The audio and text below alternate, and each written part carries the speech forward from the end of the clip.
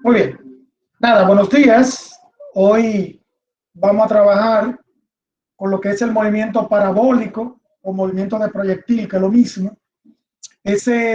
Su tema está en la unidad 1, es el último de la unidad 1, donde nosotros vamos a, donde nosotros vamos a, hoy vamos a ver la teoría y luego vamos a ver lo que es la práctica. Bien, así que voy para allá. Primero, les voy a mostrar el material. Este material, recuerden que está en plataforma, el mismo que está en plataforma. Ahí está, movimiento parabólico o de proyectil. Y mostrarle el movimiento. Mírenlo aquí, el movimiento. Este es el movimiento.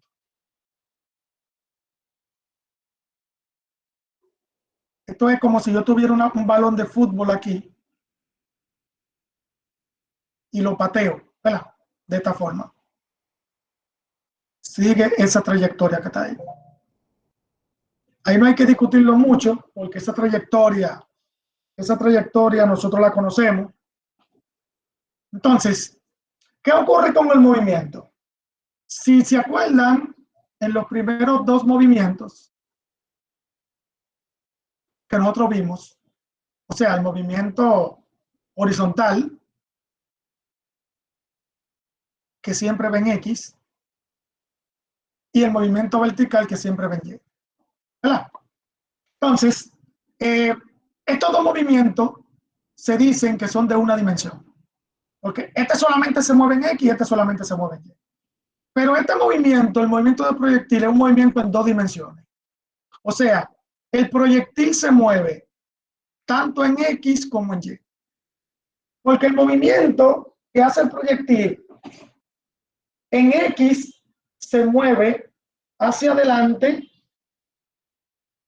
y en Y se mueve hacia arriba cuando está subiendo o hacia abajo cuando está bajando. Claro, valga la redundancia.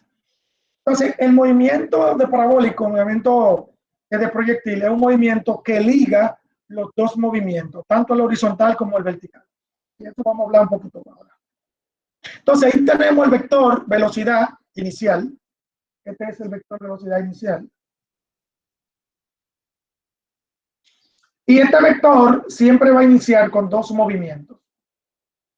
Un vector X y un vector Y. Estos vectores son lo que se llaman componentes, que ahora mismo yo les voy a explicar cómo sacar las componentes. Pero ese vector va arrastrando siempre las componentes cada vez que se está moviendo, hasta llegar hasta el final. Pero lo van a ver en una gráfica que yo les voy a presentar ahorita.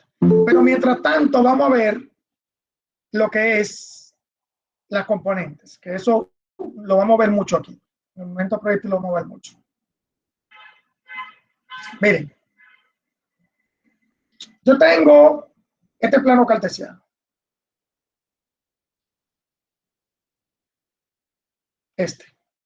¿Verdad? Ese plano cartesiano. Entonces, yo tengo un vector aquí, inclinado, o como también nosotros llamamos diagonal, ¿verdad? Un vector diagonal.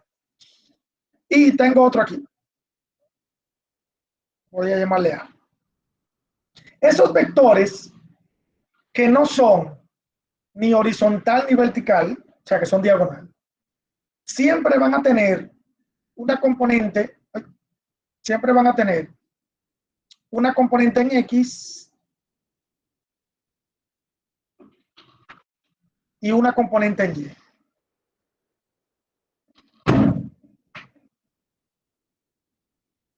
Esta componente en X le va a llamar Vx y esta componente en Y la vamos a llamar Vy.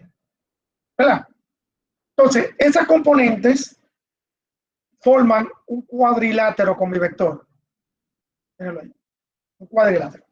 Si yo quiero buscar la componente en A, entonces voy a tener una en X aquí larguita, y voy a tener una en Y aquí. Ahí. Que forma también mi cuadrilátero. ahí, ahí y ahí. Entonces, esta yo lo voy a llamar a X y esta la voy a llamar a Y. Ahora, aquí tengo un ángulo. Voy a poner el ángulo aquí y el ángulo aquí porque yo necesito ese ángulo para buscar mi componente. Entonces, si yo tengo el valor de V grande, vamos a suponer 15 metros sobre segundo, y tengo el ángulo, vamos a suponer que este sea 43 grados, yo puedo encontrar tanto este vector como este. ¿Cómo lo encuentro? Oh, con esta fórmula. Vamos a poner la X primero. Vx igual a V grande por, V grande es esta, por el coseno del ángulo. Le voy a explicar ahora por qué el coseno. Vy sería V grande por el seno. Muy bien. Entonces, miren lo que yo voy a hacer. Voy a marcar el ángulo en amarillo. Y me doy cuenta que el ángulo está sobre el vector Vx. Está sobre, ¿verdad? Está sobre el vector Vx, ¿verdad? Entonces, eso significa que yo tengo que utilizar coseno para Vx. Cuando el ángulo está sobre el vector, yo tengo que utilizar coseno. Ahora, cuando el ángulo está del otro lado del vector, del otro lado, entonces tengo que utilizar seno. Mírenlo ahí. Cuando el ángulo está del otro lado, tengo que utilizar seno. Bien. Entonces, si ustedes van aquí abajo, el AY, que es V grande por, si se dan cuenta, el ángulo está sobre AY, míralo ahí. Eso significa que ustedes tienen que utilizar coseno. Y con AX tienen que utilizar seno, porque el ángulo está del otro lado. O sea, esa es la dinámica, ¿verdad? Ese es el truquito para uno saber cuándo utilizar coseno y cuándo utilizar seno. Entonces, aquí solamente hay que multiplicar los 15 metros sobre segundo, que corresponde V, ¿verdad?, por el coseno de 43 grados, ¿verdad? Y aquí multiplicar los 15 metros sobre segundo por el seno de 43 grados, ¿verdad? Entonces multiplico 15 por coseno de 43 y me da 15 por coseno de 43, me da 10.9, bueno, vamos a poner 11 metros sobre segundo. Y el otro, si yo multiplico 15 por seno de 43, me da 10.2. Entonces, ahí tengo el valor de la componente Vx, que es 11, y el de la componente Vy, que es 10.2.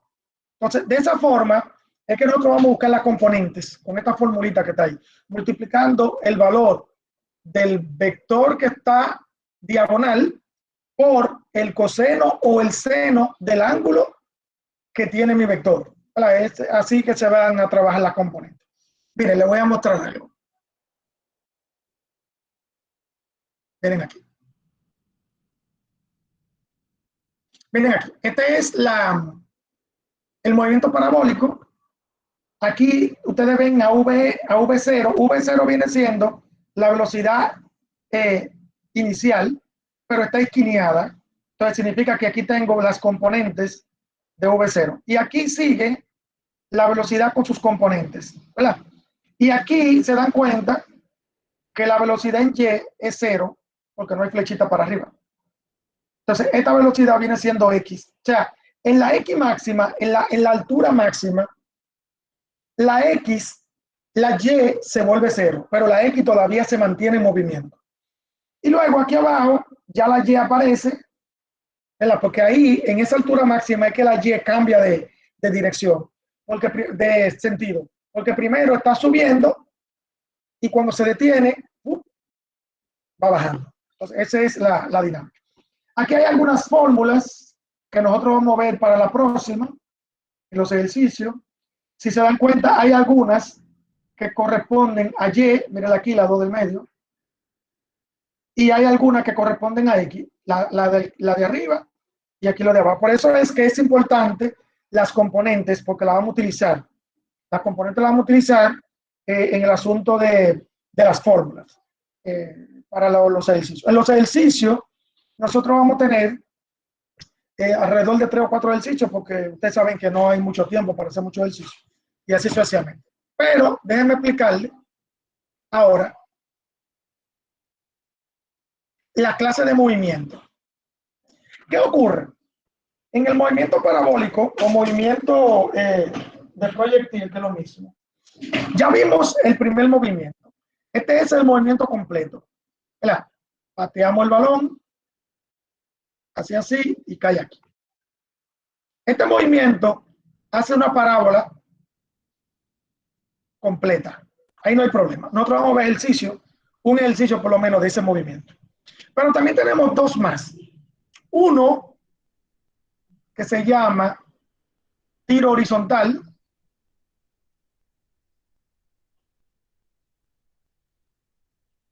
Vamos a suponer que yo estoy en un edificio y pateo el balón, ¿verdad? Lo pateo horizontalmente, así. Pero por gravedad, el balón tiene que seguir esta trayectoria. Entonces, eso hace una semiparábola. Esa semiparábola, eso es un ejercicio que también vamos a ver de movimiento de tiro de proyectil, pero que tiene esa característica que es una semiparábola, o sea, la mitad de una parábola. También tenemos otro movimiento que es el tiro vertical, que es idéntico, es casi igual, pero es desde abajo que se tira. Se tira desde abajo, así. Eso es como si yo estuviera lanzando una piedra sobre una vela, tirando una piedra. Entonces, este movimiento tiene la característica que la velocidad inicial es esquineada, no es totalmente vertical, y hace también una semiparábola. Una semiparábola. ¿Verdad? Una semiparábola.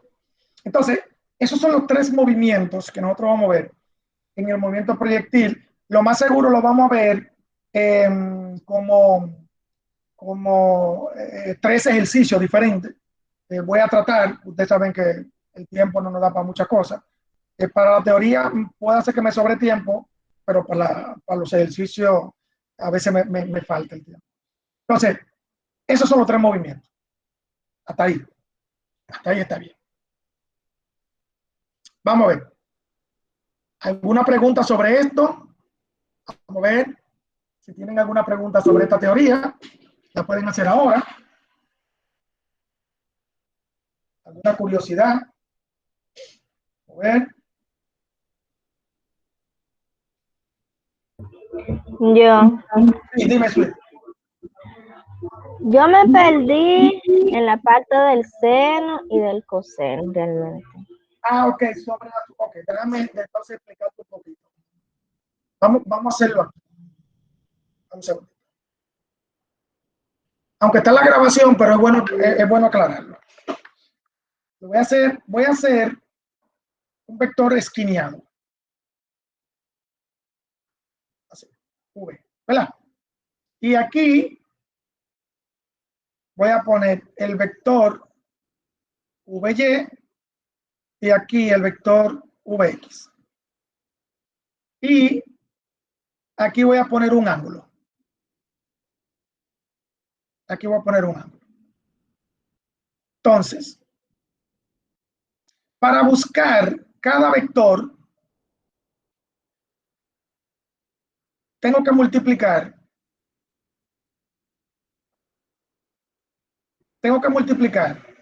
El vector que esté equineado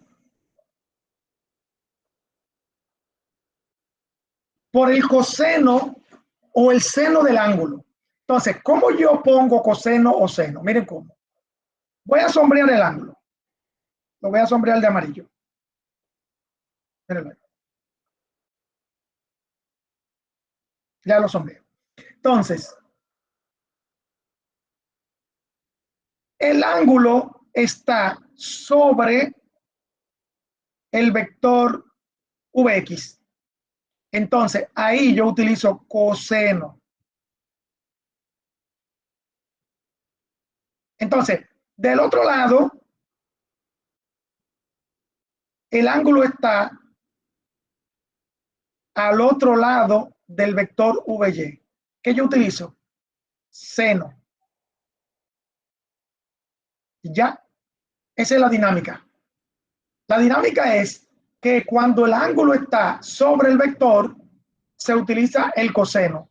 Y cuando el ángulo está del otro lado del vector, se utiliza seno.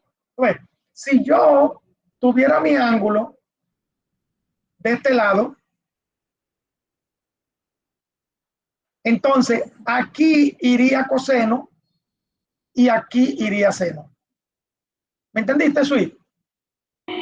Sí, ahora sí. Ahora sí. Ah, muy bien. Entonces tenía que explicarlo un poquito más con detalle. Dice, tal vez la rapidez. Vamos a ver. ¿Alguna otra pregunta? Si la tienen.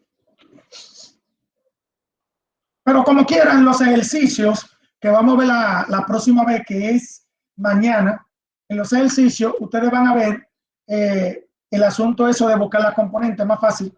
Bueno, no más fácil, pero la van a ver varias veces. Varias veces la vamos a buscar. Ok, entonces voy a quitar la grabación.